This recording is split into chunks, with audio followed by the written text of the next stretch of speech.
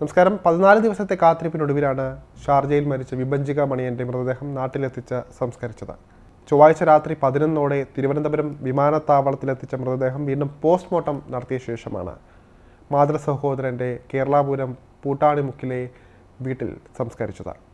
വിഭജികയുടെ മകൾ വൈഭവിയുടെ മൃതദേഹം കഴിഞ്ഞ വ്യാഴാഴ്ച ദുബായിൽ സംസ്കരിച്ചിരുന്നു. ഭർത്താവ് നിതീഷിൻ്റെയും വീട്ടുകാരുടെയും പീഡനത്തെ തുടർന്നാണ് വിഭജിക ജീവനൊടുക്കിയതെന്നാണ് കുടുംബം ആരോപിക്കുന്നത്. മരണം ഏറെ ചർച്ചകൾക്ക് വഴിവെച്ചതിന് പിന്നാലെയായിരുന്നു മകൾ വൈഭവിയുടെ മൃതദേഹം ദുബായിൽ സംസ്കരിച്ചത്. അതേസമയം വിഭജികയുടേത് കേരളത്തിലും. അമ്മയും മകളും രണ്ടിടങ്ങളിലായി അന്ത്യവിശ്രമം കൊള്ളുന്നു. മരണത്തിൽ കുടുംബം ദുരൂഹത ആരോപിച്ചതോടെ നിയമ നടപടികളുടെ ഭാഗമായാണ് മൃതദേഹം നാട്ടിലെത്തിക്കാൻ ഇത്രയും വൈകിയത്. വിഭജികയുടെ ഭർത്താവ് നിതീഷിൻ്റെ ആവശ്യപ്രകാരമായിരുന്നു മകൾ വൈഭവിയുടെ മൃതദേഹം ദുബായിൽ സംസ്കരിച്ചത്. വിഭജികയെയും മകളെയും ഒന്നിച്ച് സംസ്കരിക്കണമെന്നായിരുന്നു യുവതിയുടെ കുടുംബത്തിൻ്റെ ആവശ്യം. എന്നാൽ തനിക്ക് യാത്രാവിലക്കുള്ളതിനാൽ മകൾ വൈഭവിയുടെ മൃതദേഹം ദുബായിൽ സംസ്കരിക്കണമെന്ന നിലപാടായിരുന്നു നിതീഷ സ്വീകരിച്ചത്. മകളുടെ സംസ്കാരത്തിൽ നിതീഷും വിഭജികയുടെ ബന്ധുക്കളുമായി തീരുമാനമായതോടെ 17-ാം തീയതി ദുബായിൽ വെച്ച് വൈഭവിയുടെ അന്ത്യചടങ്ങുകൾ നടത്തുകയായിരുന്നു. പിന്നീട് വിഭജികയുടെ മരണവുമായി ബന്ധപ്പെട്ട നടപടികൾ പൂർത്തിയാക്കിയാണ് മൃതദേഹം നാട്ടിലേക്ക് അയച്ചത്. ഷാർജയിലുണ്ടായിരുന്ന വിഭജികയുടെ അമ്മ ശൈലജ, സഹോദരൻ വിനോദ് എന്നിവരും മറ്റു ബന്ധുക്കളും മൃതദേഹത്തിനൊപ്പം നാട്ടിലെത്തി. വിവാഹത്തിന് പിന്നാലെ സ്ത്രീധനം കുറഞ്ഞുവെന്നും കാർ ലഭിച്ചില്ല എന്നും ആരോപിച്ച നിതീഷ് വിഭജികയെ മാനസികമായും ശാരീരികമായും പീഡിപ്പിച്ചിരുന്നു എന്ന കുറിപ്പ് ഫേസ്ബുക്കിൽ പോസ്റ്റ് ചെയ്ത ശേഷമാണ് വിഭജിക ആത്മഹത്യ ചെയ്തത്. തുടർന്ന് ഭർത്താവ് നിതീഷിൻ്റെ സഹോദരി നീതു ബേണി, അച്ഛൻ മോഹനൻ എന്നിവർക്കെതിരെ വിഭജികയുടെ അമ്മ ശൈലജ കുണ്ടറ പോലീസിൽ പരാതി നൽകുകയായിരുന്നു.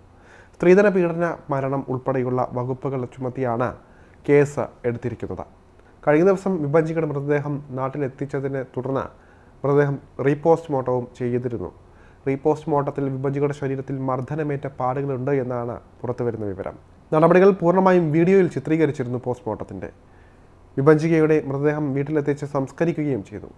റീപോസ്റ്റ്മോർട്ടം റിപ്പോർട്ടിൻ്റെ അടിസ്ഥാനത്തിലാണ് ഭർത്താവ് നിതീഷിനെ നാട്ടിലെത്തിക്കാൻ പോലീസ് ഒരുങ്ങുന്നത്. നിലവിൽ ക്രൈംബ്രാഞ്ചാണ് കേസ് അന്വേഷിക്കുന്നത്. അതിനിടെ വിഭജികയുടെ ഫേസ്ബുക്കിലെ വിവരങ്ങൾ എടുക്കണമെന്ന ആവശ്യവുമായി സഹോദരൻ വിനോദം രംഗത്തെത്തിയിട്ടുണ്ട്. മരണശേഷം വിഭജികയുടെ ഫേസ്ബുക്ക് പോസ്റ്റുകൾ ഡിലീറ്റായെന്നാണ് സഹോദരൻ്റെ ആരോപണം. ഡിജിറ്റൽ തെളിവുകൾ നശിപ്പിക്കാൻ ഭർത്താവും കുടുംബവും ശ്രമിക്കുകയാണ്. തൻ്റെ സഹോദരിയുടെ അവസ്ഥ മറ്റൊരാൾക്കും ഉണ്ടാകരുത്, കേസുമായി ഏതറ്റം വരെയും പോകുമെന്നും സഹോദരൻ വ്യക്തമാക്കുകയായിരുന്നു. ഭർത്താവിനും കുടുംബത്തിനുമെതിരെ ഗുരുതര ആരോപണങ്ങൾ ഉന്നയിച്ചുകൊണ്ടുള്ള വിഭജികയുടെ ആത്മഹത്യക്കുറിപ്പ് നേരത്തെ പുറത്തു വന്നിരുന്നു. സ്ത്രീധനത്തിൻ്റെ പേരിൽ നേരിടേണ്ടി വന്ന ക്രൂരതകളെക്കുറിച്ചും ഭർത്താവ് നിതീഷിൻ്റെ വൈകൃതങ്ങളെക്കുറിച്ചും വിഭജിക തുറന്നു പറഞ്ഞിരുന്നു. ഭർത്താവിൻ്റെ പിതാവിൽ നിന്നുണ്ടായ മോശം അനുഭവത്തെക്കുറിച്ചും വിഭജിക എഴുതിയിരുന്നു. മോശം പെരുമാറ്റത്തെക്കുറിച്ച് ഭർത്താവിനോട് പറഞ്ഞപ്പോൾ ഭർത്തൃപിതാവിനെ പിന്തുണയ്ക്കുന്ന സമീപനമായിരുന്നു നിതീഷ് സ്വീകരിച്ചതെന്നും വിഭജിക പറഞ്ഞിരുന്നതാണ്. നിതീഷിനും പിതാവിനും പുറമെ ഭർത്തൃ സഹോദരിക്കെതിരെയും വിഭജിക ആരോപണങ്ങൾ ഉന്നയിച്ചിരുന്നു. താൻ മരിച്ചാൽ ഈ 3 പേർക്കെതിരെയും നടപടി സ്വീകരിക്കണമെന്നും വിഭജിക ആവശ്യപ്പെട്ടിരുന്നു. വിഭജികയുടെ കുടുംബം നൽകിയ പരാതിയുടെ അടിസ്ഥാനത്തിലാണ് നിലവിൽ പോലീസ് കേസ് അന്വേഷിക്കുന്നത്.